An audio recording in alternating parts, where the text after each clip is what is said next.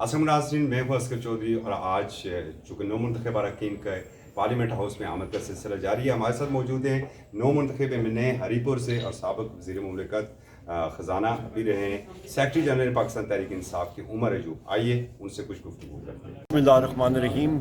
यहाँ तक का सफ़र कौमी असम्बली में पाकिस्तान तहरीक इंसाफ की एक बहुत बड़ी तादाद MNAs की आई है और सूबाई असम्बली में MPAs की, और ये इस तादाद से ज़्यादा भी होती या हमारा फॉर्म 47 के तहत दिन दिहाड़े डाका ना मारा जा गया होता, और वो हम लोग रिवर्स कराएंगे क्योंकि अवाम का मैंडेट क्लियर है। फॉर्म 45 के तहत पाकिस्तान अवाम की 3 करोड़ लोगों ने इमरान खान साहब को कामयाब किया है, और वो हम लोग आखिरी हद तक जाएंगे कानूनी तौर पे, और वो मैंडेट इंशाअल्लाह ताला पाकिस्तान तहरीक इंसाफ को मिलेगा।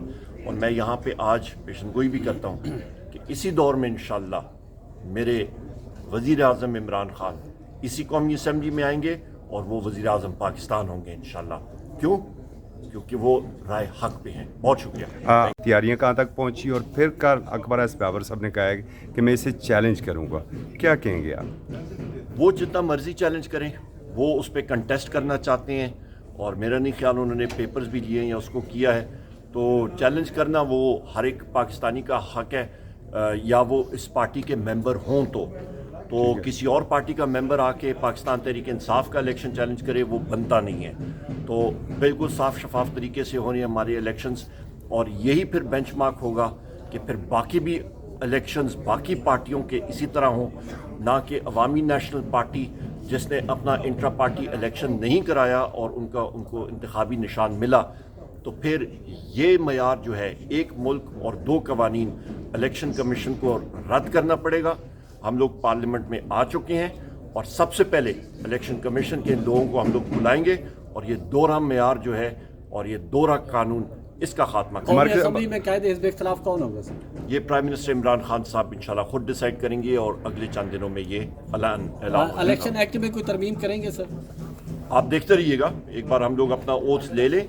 पाकिस्तान के जो इस वक्त एक मुल्क और 2 या 3 कवानीन जो हैं वो चल रहे हैं, उसके पीछे हमारा एक जिहाद होगा कि पाकिस्तान के हर शहरी के लिए एक बेहतरीन कानूनी निज़ाम होना चाहिए। मरकज़ी इलेक्शन ऑफिसर चारों सूबाई जो आपके इलेक्शन ऑफिस हैं वो फ़ाल हैं। कल 4 पैनल्स के मुख्तलिफ कागजात नामजदगी भी आए।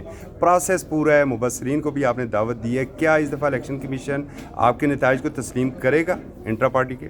उनको बिल्कुल करना चाहिए, कोई ऐसी चीज़ है नहीं, हर चीज़ फ़ाल है, साफ शफाफ तरीके से है। और मैं फिर कहता हूँ, जिस तरह हम लोग इलेक्शन कर रहे हैं, ये फिर आपका एक बेंचमार्क बनेगा कि बाकी पार्टियाँ भी इसी तरह का इलेक्शन कराएं।